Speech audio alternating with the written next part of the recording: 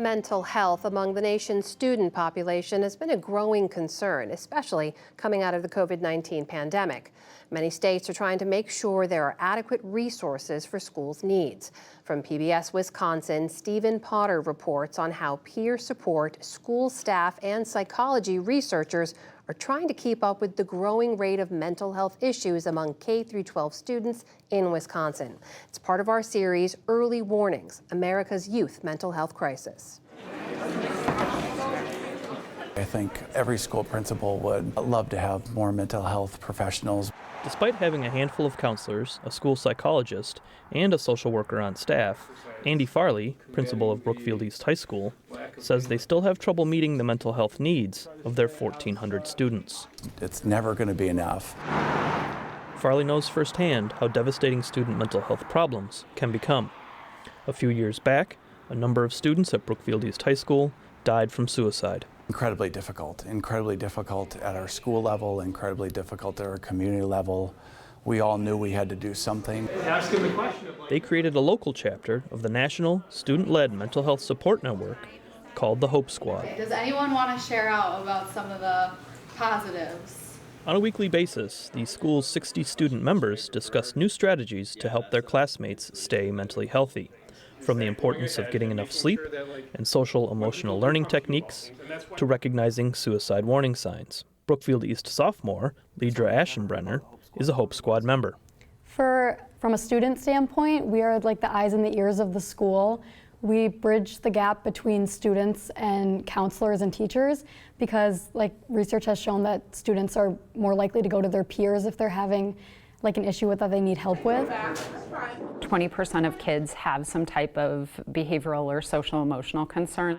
Katie Eklund is a professor of school psychology at UW-Madison. But we know out of that group, only 20% of those kids actually receive that support. Eklund works to find solutions to the increasing rates of young children suffering from anxiety and depression, including those harming themselves or considering suicide. Unmet mental health concerns we see often by the time kids get to high school. We see kids not coming to school, we see lower grades, we see higher incidence in the juvenile justice system, and just lower poor psychosocial outcomes throughout life. Progress throughout elementary school. Eklund says that children aren't getting the help they need because of a shortage of mental health professionals, such as therapists, counselors, and school psychologists. According to the National Center for Education Statistics, 70% of public schools say more students are seeking mental health services. But 87% of those schools say they can't provide such services to all of the students in need. Eklund and her colleagues, however, have a plan and new resources to address this shortage with a $10 million grant from the U.S. Department of Education. It's designed to increase the pipeline of school psychologists, school social workers, and school counselors who are working in K-12 schools around the country. She says the need speaks for itself. In 2018, we had 60 to 70 unfilled positions across the state of school psychologists. We anticipate that school social workers and counselors are experiencing similar shortages, both here in the state and across the country, and that those shortages have only increased over the last 5 years. And while everyone from school administrators to the students themselves agree that more mental health professionals are needed in schools, they would still need to be paid, and that's where the state legislature could come in. Democratic State Representative Robin Vining has introduced a package of bills aimed at increasing funding for K-12 mental health services. She says we're well past the time for action. We know there's a mental health care crisis. We know that. And so we cannot look away.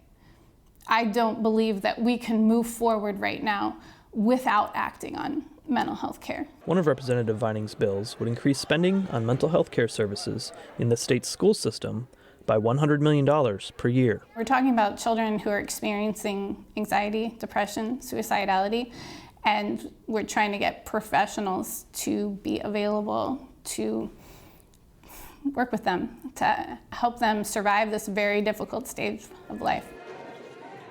And so, at the local, state, and national level, Wisconsin is working to respond to the growing mental health needs of its youngest populations. For the PBS NewsHour, I'm Stephen Potter in Brookfield, Wisconsin.